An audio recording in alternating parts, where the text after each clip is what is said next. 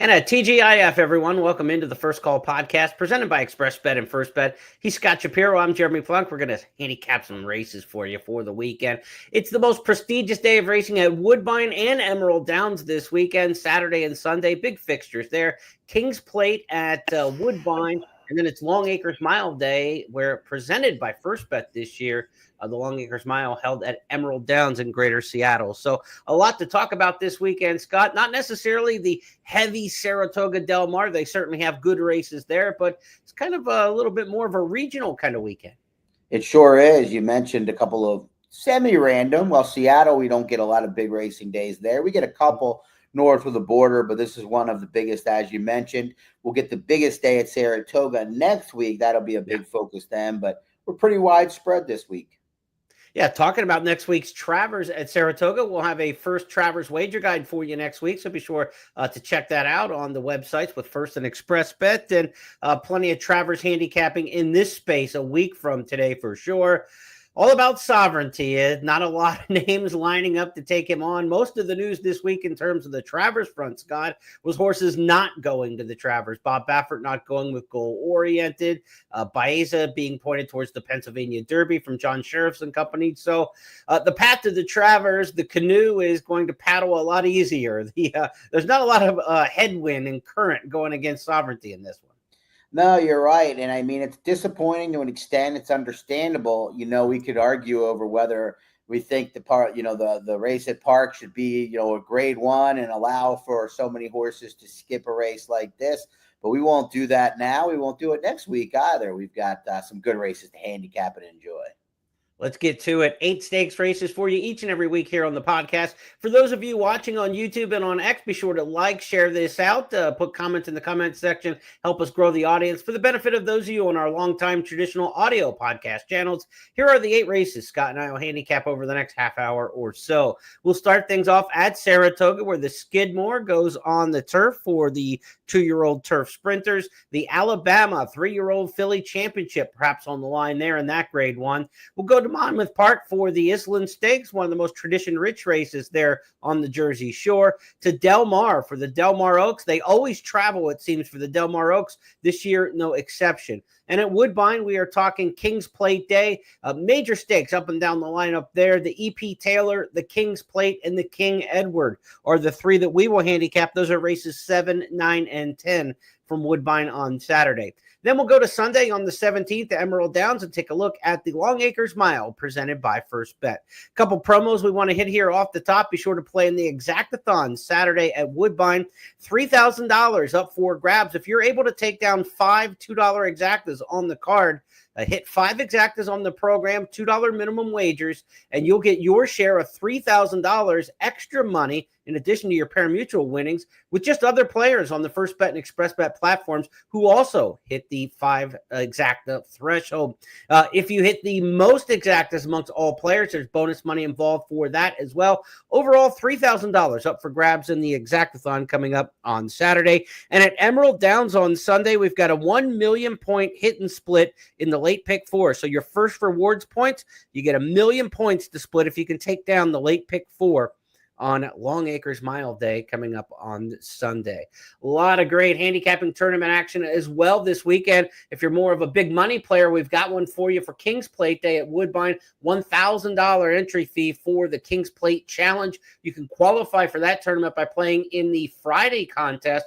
Lower entry fee in that qualifier, $300 to play Friday at Woodbine. So be sure to check that out. And of course, Fun in the Sun. Week 5 of 7 this weekend for the Saratoga and Del Mar Handicapping Challenge. It's got interesting news in the Fun in the Sun this week. Last week, Wayne Tam qualified for the final. He's a past winner of the final table. He's already got a seat now in the chance to become a 2-time winner of the Fun in the Sun. And we saw Robert Rosen do that earlier in the season. So already 2 past champions. We've only had a final table 5 years in Fun in the Sun. And already 2 of the past champions have qualified for this year's Labor Day Finals. So some familiar faces in the Fun in the Sun. And you see that in the tournament scene. Some guys who are good at it and gals who are good at it, they're really locked in. Without question, it's not just about handicapping. There's a lot of game theory that goes involved, even in the Fun in the Sun, which is not your traditional mythical or cash tournament. But best of luck to both those gentlemen that are looking to be the first two Peters, if you will, and good luck to the rest of those looking to get a seat at the final table. All right, let's get handicapping. Skidmore Stakes, race number 9, Saturday at the Spa, named for the university just up at the head of Broadway, Skidmore College. 5.5 furlongs on the turf here in the Skidmore. Schwarzenegger, an interesting entry in here. He was entered yesterday in a maiden race for trainer Wesley Ward. That race got washed off the turf on Thursday, so it looks like he'll go Saturday in the Skidmore amongst the field of 8. Schwarzenegger's on the rail. He's a $900,000 not this time. Wesley Ward with a 2-year-old turf sprinter. That's about as much game for him as there is. That is his bag. Can you beat Wesley Ward in here? And if so, with whom? Well, Schwarzenegger is a horse that I will definitely be using. I mean, the fact that this horse is, they cost $950. They're willing to run him in this spot. He's bred to go 2 turns, but when it's Wesley Ward and he's running this early, you have to just assume his pedigree is not really the situation here, unless it's just a starting point, which it could very well be. Daniel Song is the one to beat on paper off that 3rd place finish in the Norfolk, the best turf sprint at this point for 2-year-olds, bar none. That was at Royal Ascot. But I think he's a little bit vulnerable in here, coming back off the big effort there, a couple of big efforts to start his career. I think Spirit of New York's last effort was really, really impressive, as we'll take a look at. Yeah, it was against state breds, a lot different competition than of course, the 2-1 favorite Sandal Song competed against. But he did it the right way, and he's back in the outside, which should get him a similar trip. Let's take a look back at that one. The Adam Rice trained Spirit of New York. Spirit of New York is coming alive in a big way, and inside of him, Cristobal just studied. Spirit of New York blows by them at the 8th pole and opens up. From the back of the field, Dilliello is threading through traffic, trying to get into 2nd. Inside, Ilmatic. Spirit of New York, sharp in victory, scores by 4 lengths. Dilliello was... I've got to think you're going to get more than that 7-2 morning line price in here. The Wesley Ward horse stays in the race. You've got the 2 George Weavers, and Weaver is going crazy this meet with the 2-year-olds, especially on the turf. Sandal Song, Tough Critic, both horses that he sent over to the Royal Ascot meet, horses who broke their maidens at Gulfstream and the Royal Palm and at Keeneland on the turf. So I've got to think that you're no better than 4th choice in here with Spirit of New York, even off that nice win. It was New York breds. It's Adam Rice taking on some big name Barnes in here. And you were 5-1 in that debut win. So I would hope you're going to get a little more than the 7-2, and I'm sure you'll take whatever they give you. Without question, I am hopeful the Ward staying in. Schwarzenegger on the rail definitely helped. The other one I'd give a look to, Bobrovsky, exits 2 restricted races for Dale Romans, but he's only sent live runners out. This horse is very fast early, and there's some definite turf influence on the bottom side. All right, Bobrovsky, 6-1 in the morning line. Maybe the outside pair in there could give you a nice price combination there in the 9th race. If you want to work out an exacta in that race, good luck to you. If you want to look at a daily double, it goes right from race 9 into race 10, that being the Alabama Stakes on Saturday. 1.25 miles for the Alabama. You know, I like to research and figure out why they name the races that they do. William Cottrell was an owner in the 1800s. He had a Kentucky Derby winner back in the day as well, and they wanted to name a stakes race for him at Saratoga, but history says the story is that he was too humble for that, so he said, please name the race after my home state. He was from Mobile, Alabama. So the reason we have an Alabama Stakes is the humble nature of William Cottrell, a owner back in the 1800s at Saratoga. So the Alabama, one of the oldest stakes races on the schedule at the Spa, has a really good field this year. This is championship quality, obviously. When you have good cheer in here, the winner of the Kentucky Oaks, she's coming off a loss to La Cara in the Acorn, and they get their chance for a rematch. So they get to settle the score here. Last time it was in the slop. We know that good cheer can handle a wet track. She got one in the Kentucky Oaks, but hopefully we get fast going on Saturday and the best shot for the rematch in here. And a lot of interest as well with Nitrogen, the turf star, running back on the dirt. And then you've got the Swedish Derby runner-up, the filly, coming over for Team Valor for the first time stateside, named Queen Azteca. Pretty cool addition for a field of 6 of the Alabama. Without question, you add the 1.25 mile factor to it. We don't see these fillies at 3-year-old do this other than this spot, really. I think it looks on paper maybe like La Cara is going to have things her way again. She needs them her way. When she has them her way on the front end, she's very capable of winning a race like this. But when she doesn't, she kind of, you can kind of try to fade her, not only on top, but maybe underneath. Right. I think what it looks on paper might be a little different, with the 2 Brad Cox runners drawn to the inside. We know Good Cheer isn't a speed horse. Margie's Intention has some tactical speed, an inside draw. There is absolutely no reason why Irad Ortiz Jr. is not going to be aggressive out of the gate and make Lucara earn it, as well as potentially Nitrogen. But that's Mark Cassie's stablemate. They're stablemate, so I can't see the 4 and 6 dueling each other into defeat. Right. All that said, I think Good Cheer is going to get the right trip. I think the last effort is very easily put a line through, 1 1/8 over the slop. They ran 1, 2, 3 around the racetrack. She's been freshened up and pointed to this race and shouldn't have any problem with the distance. Good Cheer won the Kentucky Oaks. Margie's Intention won the Black Eyed Susan, and the Acorn went to Lucara. The Philly Triple Crown, as it once was back in the day, 3 different race winners, and they all show down here. But if they get back to that Kentucky Oaks form, they've got to beat Good Cheer. It is Lucara in front. Tenma to the outside, second by a length and a half. And then comes Anna's Promise in third, followed on the outside by Quiet Side in fourth. And yet to get going is Good Cheer, but she's going to circle up on the far outside as they come to the top of the stretch. Lucara off the turn in front. Tenma trying to run with her. Good Cheer and Ballerina Goro comes roaring up on the outside. Good Cheer now. Good Cheer has taken the lead as they come into the final furlong and is opening up late to a 3-length lead as they come down to the wire. It is going to be Good Cheer, the undefeated filly, to win the Kentucky Oaks. Drexel Hill came on late for second. Bless the Broken was third, and Tenma finished fourth. The final time was 1 minute 50.15 seconds. Good Cheer is perfect. He was 7 for 7 after that. Now 7 for 8. We'll see if she can get back on the winning beam. Lucara was in there with the lead in the stretch and couldn't hold out that day. We've seen her finish off the board 4 times. Like you mentioned, she is a real all or nothing type. So if you're gambling intra-race in here, you either like Lucara or you toss her in terms of exacta plays in here. I think she's either first or up the track probably. At 1 1/4, that's the real question mark. It's going to separate a lot of these runners. Certainly Lucara's got the pedigree to go 1 1/4 at Saratoga by a Travers winner, and the Dam Sire's a Travers winner. When you got Street Sense and Bernardini in your pedigree in the first 2 generations, that's pretty good 1 1/4 pedigree to go at Saratoga. We'll see how far she'll run under Dylan Davis. She won the Acorn at 1 1/8. They'll go 1 1/4 on Saturday in a really fun edition of the Alabama Stakes. Let's switch gears now and go from Saratoga down the Jersey Shore to Monmouth Park to the Iselin Stakes. Grade 3 race here at 1 1/16 on the main track. Breeders' Cup, dirt mile implications in here. There's a win and you're in stipulation towards the Breeders' Cup dirt mile. First Mission going to be a solid favorite in the Iselin. Named for the former president of Monmouth Park and general manager of Monmouth Park and president of the New York Jets, Philip Iselin. Let's talk about the Iselin Stakes here. Is it about First Mission? There seems to be a class edge here that's going to be difficult to overcome. Without question. Fun race, has a great history. Not one of the better betting races on the Saturday agenda.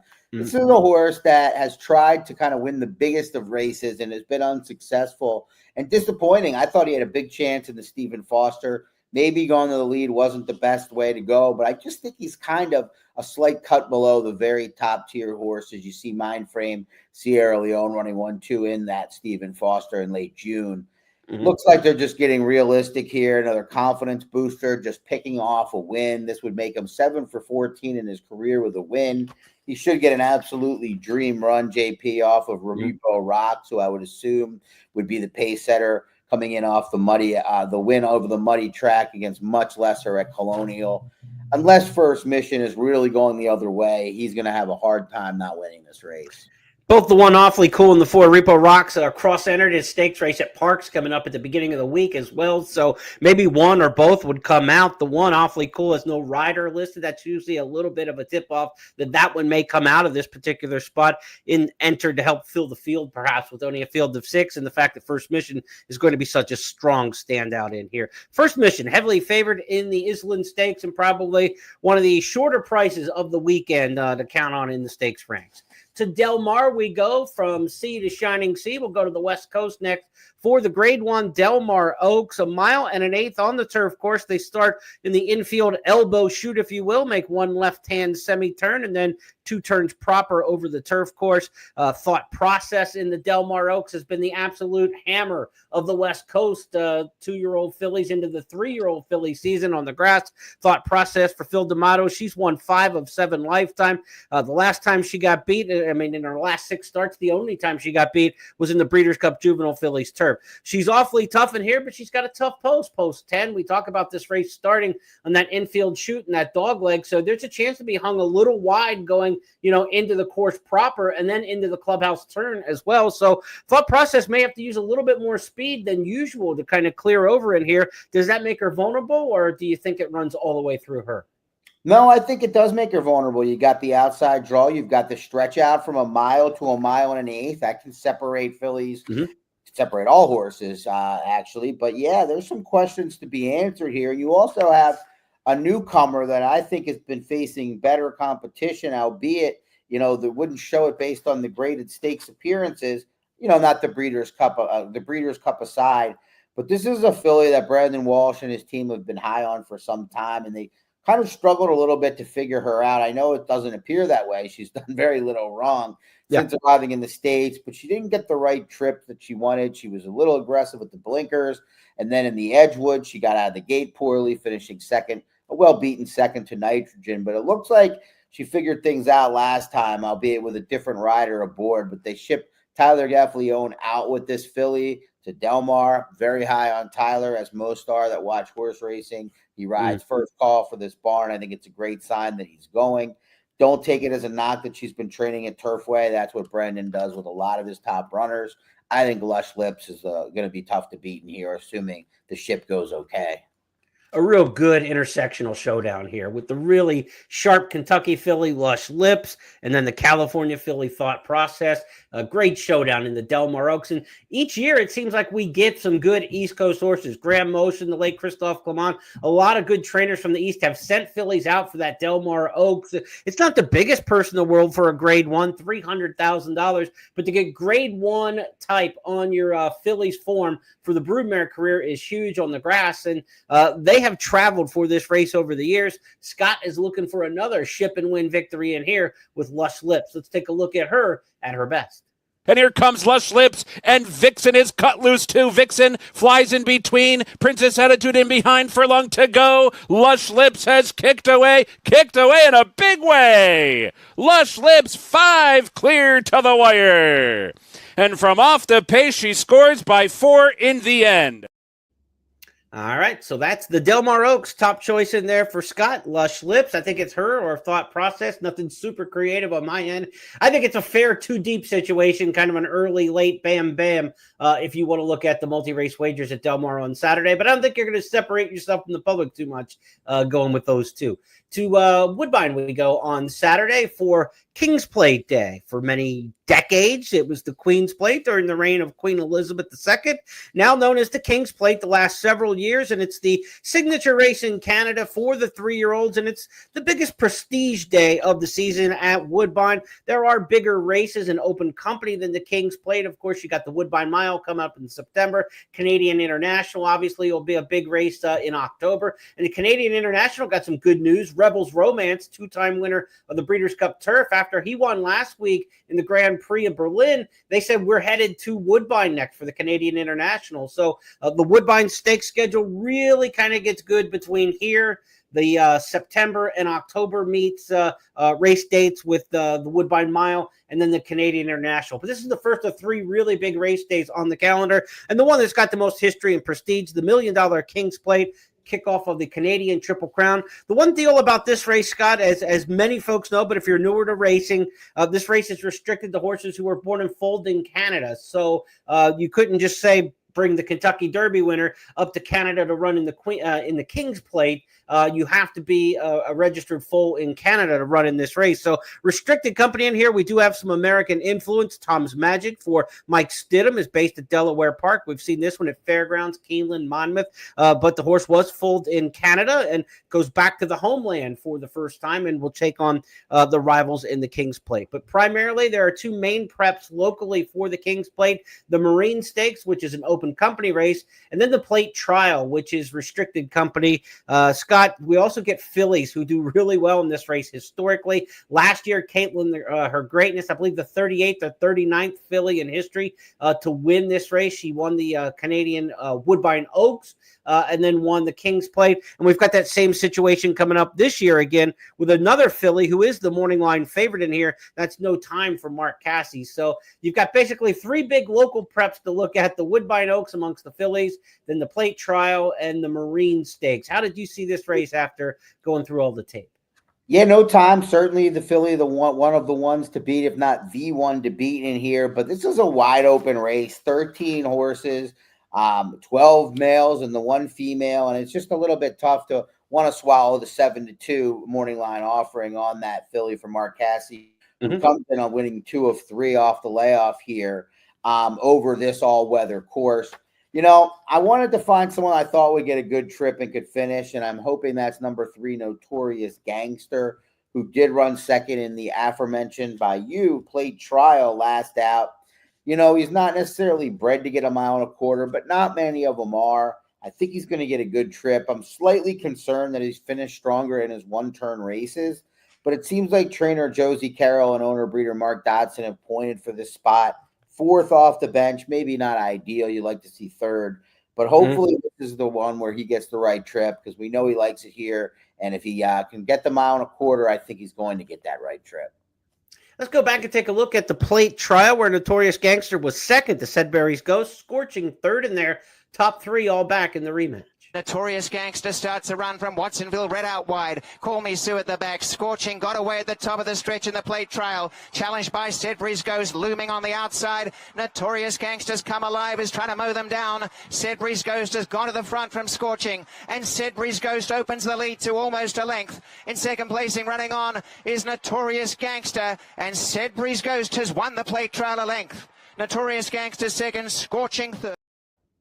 Scott's top choice in there in the King's Plate will be the runner-up in the Plate Trial, Notorious Gambler, a top 2-year-old last year, winning the Coronation Futurity. Can get some distance. Won at 1 1/8 as a 2-year-old. They go 1 1/4 in the King's Plate. Runaway Again's an interesting one. Stronach Stables. This one just broke the maiden in mid-July, but did it very impressively. And they take the big leap for 1 1/16 maiden debut. Sit It's Hard against Javier Castellano, the Hall of Fame American jockey, American base jockey, of course, Venezuelan native. Javier Castellano going up the ride. Runaway Again for Stronach Stables. It'll be interesting to see that one. A big number, Scott, 83 buyer in the debut. They are asking a lot, but again, these are restricted company. That was an open stakes for our open maiden race, and now goes against the restricted company. I get a feeling Runaway Again's going to make a little bit of noise in here, even though just the one career start. Yeah, I mean, excuse me. I'm allergic to Runaway Again, apparently. 12-1 price is too juicy for me, but yeah, I would demand the value on this horse. He was 8-1 in that race. The 1-2 favorite was Trip Aces, excuse me, who was 0 for 8 coming into that race. So, you know, this is a massive step up for a horse that broke slow and made this huge run. It could play out differently. Like I said, a lot of upside here. Hard to knock at 12-1, but may take more money than that, and I'd be a little bit more leery. Let's stay with Woodbine here. We led with the main event, the King's Plate, but let's turn back now to race number 7. It's the E.P. Taylor. This is at 1 1/4, grade 1 company on the turf. Big time prep towards the Breeders' Cup Filly and Mare Turf for sure. You've got She Feels Pretty in here from the U.S. that a lot of folks know about, obviously. Caitlin, Her Greatness, a filly who last year won the King's Plate against the boys on this same card, now going against some of the top older turf mares in the world. She's trying to follow Moira, her previous stablemate for Kevin Attard, and kind of ascending up from that filly who wins the King's Plate and then goes on to become a great turfer against open company. We'll see if Caitlin, Her Greatness, can make that kind of step up. Diamond Rain also in this race for Godolphin and Charlie Appleby. We just saw them last week win the big stakes of the Sword Dancer at Saratoga. William Buick named the ride Diamond Rain. An interesting runner there coming out of a Group 3 at Newcastle on the synthetic. Let's take a look at Diamond Rain in action. This is the newcomer, and we'll see if you give this one any chance against She Feels Pretty and company. Head down to the final two, it's all to play for. Imperial Quarter trying to kick. Down the near side is Anna Swan together with Golden Ocean. Charlotte's Web and Diamond Rain going over towards the far side, and Diamond Rain lengthening well, has taken it up now from Charlotte's Web, who moves into second place. Tasmania staying on towards the far side as Diamond Rain edges across towards the near side, but has got them contained here in the Jennings Bettindells Hoppings Philly Stakes. Diamond Rain is an easy winner, beating Tasmania Charlotte's Web, and they were followed home by Imperial Quarter, Golden Ocean, and Anna Swan. It'll be a step up in class, no doubt, but that's kind of what we saw in the Sword Dancer last week. Godolphin and Appleby winning with the kind of other Appleby in the Sword Dancer, a horse who was rising up in class and was in really good form. Diamond Rain will try to follow suit, winning 3 in a row. What do you make of the chances of that filly going against some big names? Well, Appleby was 7 for 12 at Woodbine over the last 5 years when you look back, but was 0 for 3 with 3 very prominent runners last year. He did get the win at Saratoga. Hasn't quite been the same bringing runners over here where he was a mortal cinch, it seemed like, for a while. This filly can get the distance and has the right rider. The question is how good is she? I guess we're going to find out. And again, another filly that's a wild card. You just want to make sure you're getting the right price. Ready for Sherrill's also in this race, the daughter of Perfect Sherrill, Atfield and Fipke kind of legacy type runner. This one seems to be getting a little bit better of late, and that's kind of the MO for some of these Atfields and these turf horses over the years. They may have a great pedigree and a lot expected of them early, but he really takes his time developing them. Now here, 2/3 of the way through her 4-year-old season, she seems to be in pretty good form too. Castellano to ride there, but they have to beat She Feels Pretty, I would assume. I know she got beat last time at 70 cents on the dollar in the Grade 1 Diana, but prior to that, she rattled off 4 straight wins, including the Grade 1 American Oaks, the Grade 1 New York. Cherie DeVoe's got a good one there. She could have stayed home at Saratoga, but they came up here for this $750,000 Grade 1 and win, and you're in towards the Breeders' Cup. Is it about She Feels Pretty in here to you? It is. She's going to get the right trip. I think Caitlin or Greatness might find her way to the lead. If not, it'll be the long shot Hurricane Claire. I think She Feels Pretty will be in that stalking position, out of trouble, like we see Johnny V ride her all the time. Since she's added the blinker, she's taken her game to a new level. You mentioned that she lost last time. I mean, she's very lost by a head. It's kind of hard to knock anything she's done. She's either won in dominant fashion, won close races, or lost in tough finishes. And I think this isn't the strongest field she's ever faced. It looks like Cherie DeVoe found a very good spot for She Feels Pretty to get her 8th career win. That's the E.P. Taylor Stakes, the Edward Plunkett Taylor. E.P. Taylor, a breeder and owner in Canada, well known, and the E.P. Taylor named in his honor, race number 7. To the 10th we go, the King Edward Stakes. And again, the 10th on the card is going to be part of the late pick 4 and pick 5 sequence at Woodbine, so be sure to check that out. The King Edward Stakes in race number 10 also kind of gives you another shot at one of these exactathon races that we've got, the $3,000 exactathon at Woodbine. So, Scott, give me an exact in the King Edward, would you? It's a 1-turn mile here, a Grade 2 company. This is the local prep towards the Woodbine Mile coming up next month. Yeah, I think the 3, Cruden Bay, the 5, the 2 favorite, is going to be very tough. He stretches out in distance after a big effort off an 11-month break for a 7-year-old last out. I guess you could try to make the argument that he could regress running so big off the bench, but he's got to move forward. And when we've seen it in the past, he's 8 for 24. He stretches out in distance where maybe that would be a potential question mark, but I think he meets a field he would handle. I would single him or key him on top of any exacta plays I'd make. The Dresden Row is the next likeliest to hit the board, but I'm not giving you much there.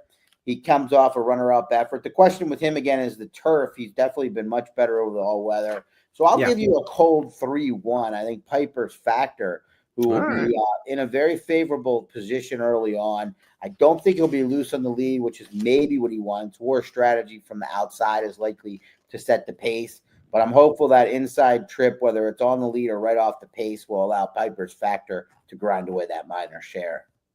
He was 3rd last out, the Cruden Bay in the Conneaut Cup. Let's take a look at that.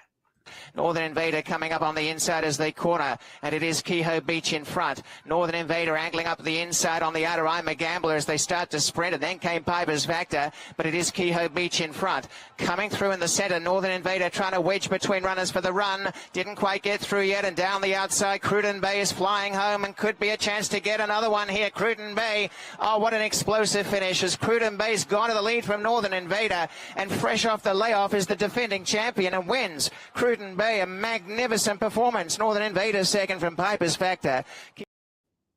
Scott's got Cruden Bay wheeling right back to win the King Edward at Woodbine, race number 10.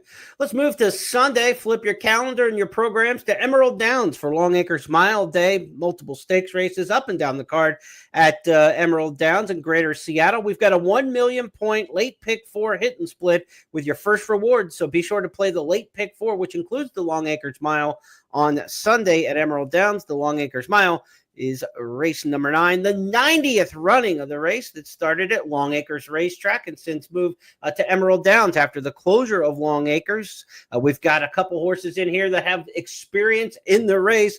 None more experienced than Slew's Tiz Whiz. In 2022, he won the race. In 2023, he was third. And last year, he was third again. So Slew's Tiz Whiz making a 4th appearance in the Longacres Mile. Of course, last year it was Clovis Connection almost wiring it and getting nailed in the end, finishing second by a head. Clovis Connection, Slew's Tiz Whiz, the top 2 locals in here, Scott. But I know you've got your eye on a shipper. Yeah, I think the way this race shapes up is pretty significant. I think there's going to be a very honest pace in here. Mm-hmm. You look to the best closers in the race, and most of them are drawn to the outside. Apprehend coming in for a 4 straight wins out of town for Barbara Heads. He definitely could get first run type situation, but draws to the far outside. Very detrimental at Emerald Downs to be caught wide into the first turn. Bearings, similar running style, third off the layoff, makes sense, but could get another tough trip. Slew's Tiz Whiz, who you mentioned, also drawn to the outside and is probably better sprinting. I think the One Arrow the Great is going to get the dream run here along the inside, kind of that off the pace, but not too far off the pace trip. Manuel Americano will be aboard. The only other time he was aboard, this horse ran off the screen as the heavy favorite at Turf Paradise. I think this horse is set up for a really good spot and very well spotted by trainer Dan Blacker. Not necessarily a horse that might be the fastest in the race, but fast enough to take advantage of this ship into Washington and win his 4th career race. I like when a trainer takes a horse, ships in, and then takes one of the top local jocks out of the standings and puts them on. I think that's always a good fit, you know.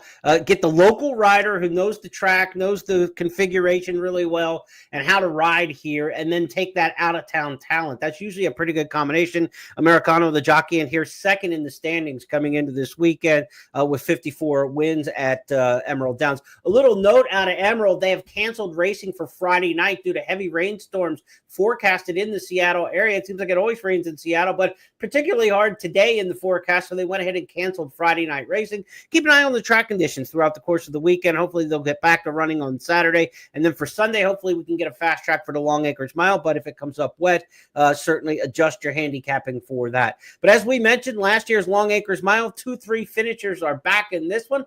Let's go back in time and take a look at last year's Longacres Mile.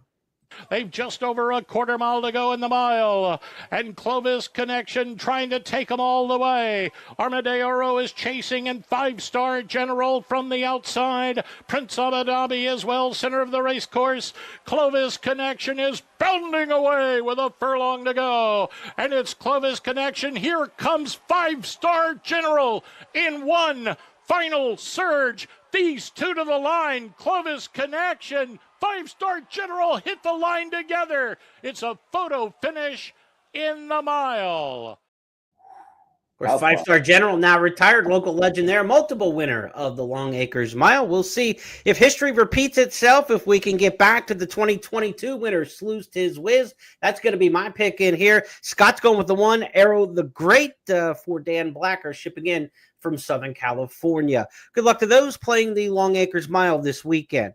A bit of personal news before we wrap things up here on the podcast. If you watch Tuesday's It's Official podcast, I mentioned I had the chance to speak on the phone on Monday with Jeff Siegel. It was the first time I got to hear his voice in over a month. And Jeff recovering from some, major medical issues right now.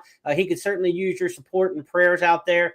He is in really good spirits. He's talking horse racing to me on the phone, and looking forward to maybe trying to do some handicapping coming back in the fall. So that is a great aspirational goal. So we should all root for that and hope to get our partner back, Jeff Siegel, in due time. But it was wonderful to hear his voice. He was very happy to talk a little racing and pets and football and things like that. And we hope that Jeff can get fully recovered and get back home soon and get back to doing what he loves doing. He said he's got his computer with him and he's following as much as he can follow along, Scott. I'm sure that doesn't surprise you.